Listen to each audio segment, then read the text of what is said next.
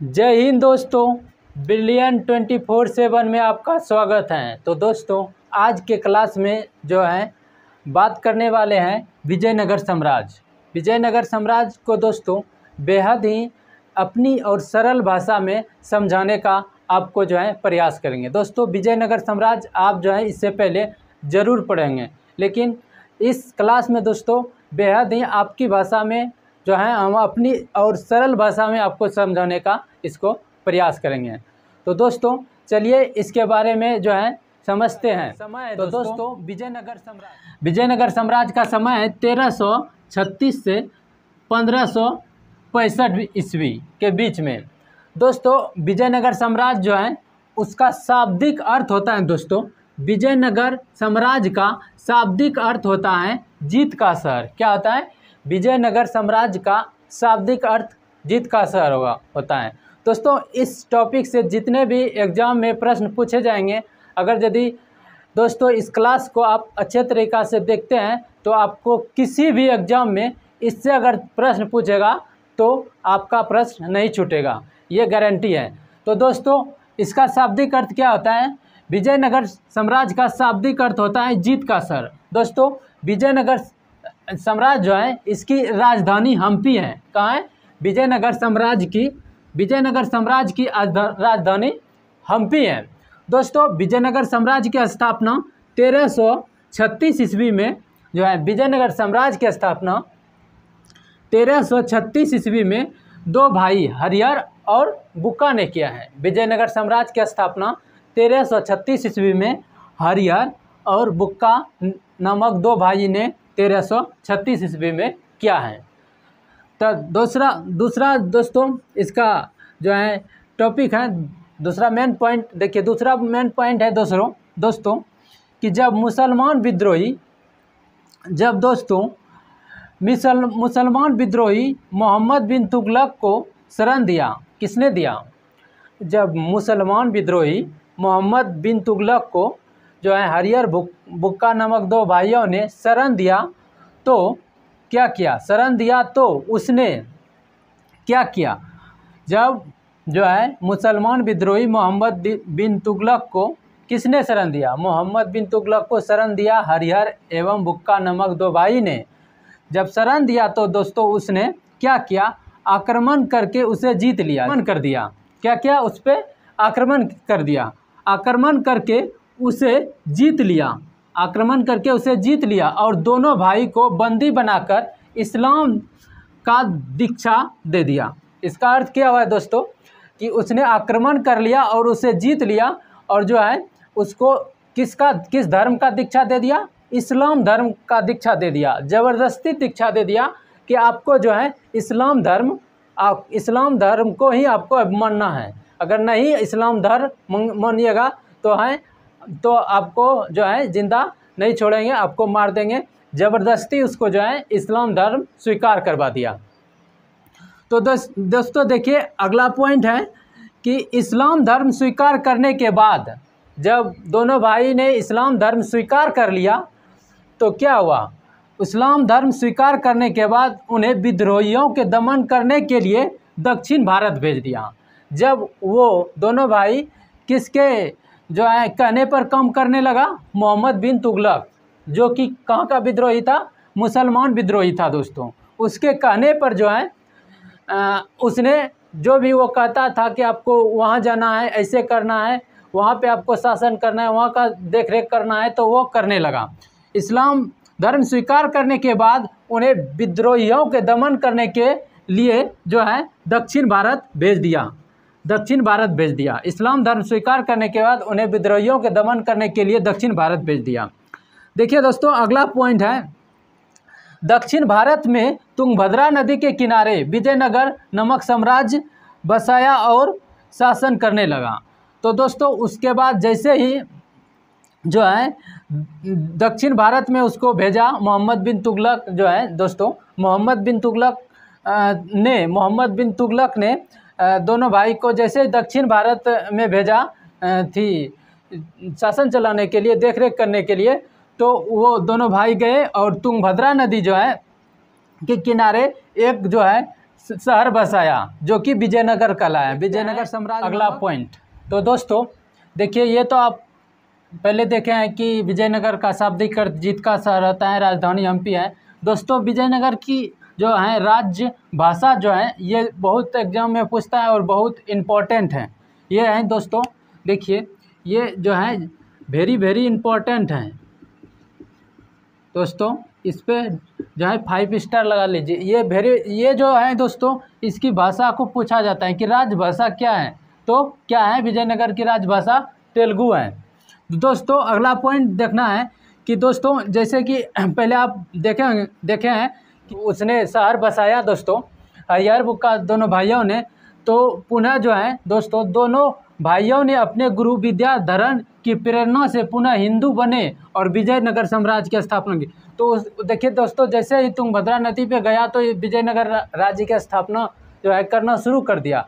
लेकिन जो है इस दोस्तों ये जो है दोनों भाई, ये हरिहर और बुक्का नामक 2 भाई ने अब का जो 2 गुरु था विद्याधरण, उसकी प्रेरणा लेकर पहले तो दोस्तों वो इस्लाम धर्म के थे, क्योंकि मोहम्मद बिन तुगलक ने उसको जो है इस्लाम धर्म की दीक्षा दे दिया था।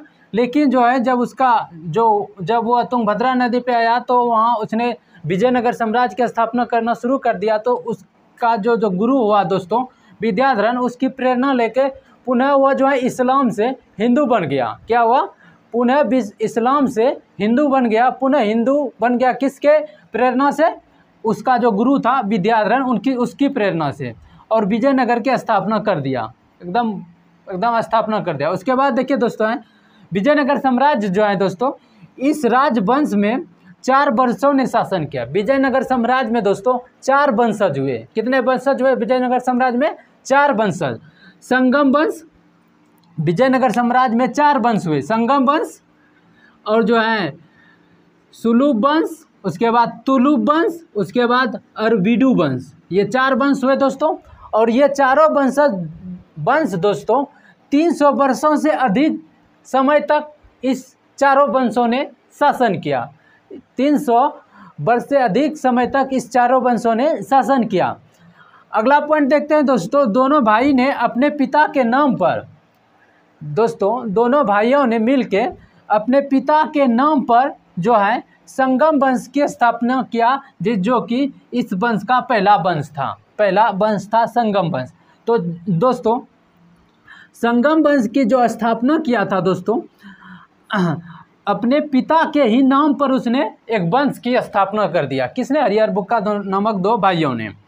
तो ये हो गया दोस्तों। देखते हैं अगला पॉइंट दोस्तों, संगम वंश का सबसे प्रतापी राजा देवराय द्वितीय था। तो दोस्तों जैसे संगम वंश की स्थापना किया अपने पिता के नाम पर हरिहर बुक्का नामक 2 भाइयों ने, तो इस वंश का दोस्तों संगम वंश का सबसे प्रतापी राजा देवराय द्वितीय था, जिसे इमाडी देवराय भी कहा जाता है। इसे जो है इमाडी देवराय के नाम से भी जाना जाता है। किसको? देवराय द्वितीय को। दोस्तों अगला पॉइंट देखते हैं। अगला पॉइंट है दोस्तों बुक्का सेकेंड ने बुक्का सेकेंड ने वेदमार्ग प्रतिष्ठापक की उपाधि धारण किया। तो देखते हैं दोस्तों इस, अब जो देखते हैं इससे क्या है।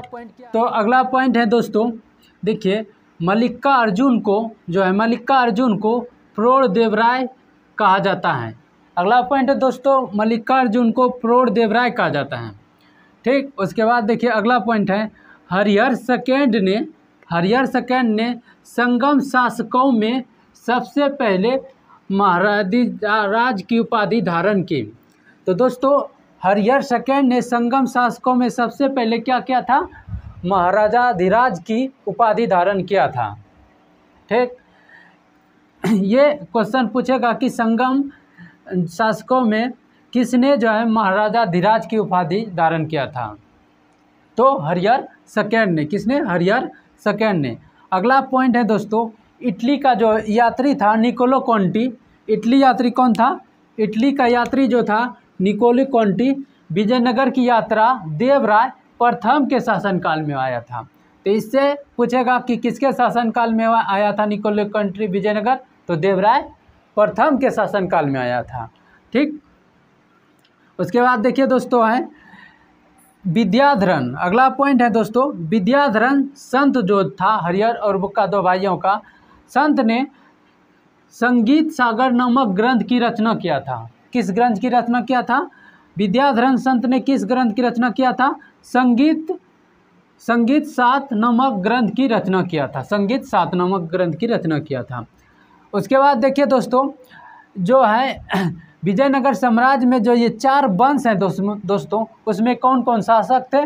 तो ये दोस्तों इम्पोर्टेंट बन जाता है। तो संगम, देखिए इसमें पहला वंश थे संगम वंश। इसमें पहला वंश क्या था दोस्तों? संगम वंश, जो कि 1336 से 1485 ईस्वी तक इसका शासनकाल रहा था, संगम वंश का।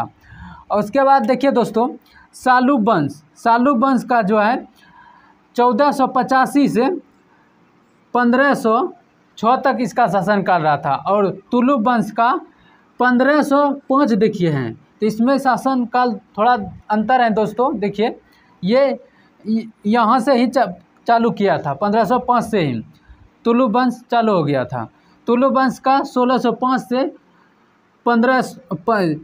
तुलुब वंश 1505 से 1565 तक रहा। उसके बाद अरविंदु वंश दोस्तों 1570 से जो है 1672 तक रहा। तो देखिए दोस्तों इससे जो और इम्पोर्टेंट, इस वंश से जो इम्पोर्टेंट एग्जाम के लिए क्वेश्चन बनेगा वही सब खाली पॉइंट हम जो है लिखे हैं दोस्तों। देखिए संगम वंश का जो महान शासक था वो देवराय द्वितीय था, पहले भी हम बता चुके हैं। तो इस वंश का जो है महान शासक देवराय द्वितीय था, जिसे एमआरडी देवराय भी कहा जाता था। उसके बाद देखिए दोस्तों सुलुभ वंश। सुलुभ वंश की स्थापना दोस्तों किसने किया था? नरसिंह ने। नरसिंह ने सुलुभ वंश की स्थापना नरसिंह ने किया था और तुलुब वंश की स्थापना वीर नरसिंह ने किया था। ये अंतर देखना है दोस्तों। सालुब वंश की स्थापना नरसिंह ने किया था और जो है तुलुब वंश की स्थापना वीर नरसिंह ने किया था। किसने किया था? वीर नरसिंह ने। वीर नरसिंह ने। और उसके बाद देखिए दोस्तों अरविंदु वंश। अरविंदु वंश में देखिए दोस्तों, देखिए इसमें तुलुब वंश पहले देख लेते हैं। तुलुब वंश में महान शासक थे दोस्तों कृष्णदेव राय। तुलुब वंश में जो था महान शासक कृष्णदेव राय थे और इसकी स्थापना जो है तुलुब वंश की स्थापना वीर नरसिंह ने किया था और महान शासक था कृष्णदेव राय। इसका जो है तुलुब वंश का महान शासक कृष्णदेव राय है। और दोस्तों कृष्णदेव राय जो है, कृष्णदेव राय के शासनकाल को, कृष्णदेव राय जब शासन कर रहे थे उसी के शासनकाल को पूछेगा कृष्णदेव राय के शासनकाल को किस युग के नाम से जाना जाता है? तो कृष्णदेव राय के शासनकाल को क्लासिक युग के नाम से जाना जाता है दोस्तों। इसी कृष्णदेव राय के शासनकाल में ही जो है अष्ट दिग्गज रहते थे, अष्ट मंत्री। इसके शासनकाल में जो है इसके राज दरबार में जो है 8 जो है मंत्री रहते थे, जिसको अष्ट दिग्गज कहा जाता है। कृष्णदेव राय के शासनकाल में राज दरबार में 8 मंत्री रहते थे, जिसको कि अष्ट दिग्गज कहा जाता है दोस्तों। और इसी के काल को क्लासिक युग कहा जाता है। और कृष्णदेव राय को जो दोस्तों बहुत सारे नाम जो है 3 नाम प्रचलित नाम है दोस्तों, इस नाम से पुकारा जाता है। तो कृष्णदेव राय को दोस्तों आंध्र भोज, ये लिखा हुआ है आंध्र भोज, और आंध्र भोज के नाम से जाना जाता है कृष्णदेव राय को। और जो है अभिनव भोज के नाम से जाना जाता है और जो है आंध्र पिता के नाम से जाना जाता है कृष्णदेव राय को। तो ये इतना बात जो है कृष्णदेव राय से आप दोस्तों याद रखिए, आपका एग्जाम में जो भी क्वेश्चन पूछेगा यहाँ से बाहर नहीं जाएगा। देखिए दोस्तों उसके बाद है अरविंदु वंश। अरविंदु वंश की दोस्तों स्थापना तिरुमल ने किया था और अंतिम शासक रंगा सेकंड था। तो दोस्तों ये विजयनगर साम्राज्य में जितना मेन पॉइंट था दोस्तों, जो कि एग्जाम में क्वेश्चन बन सकता है, सभी टॉपिक को हम जो है बताने का प्रयास किए। दोस्तों आपको ये वीडियो कैसा लगा दोस्तों कमेंट ज़रूर करें। तो दोस्तों अगले टॉपिक के साथ मिलते हैं। जय हिंद।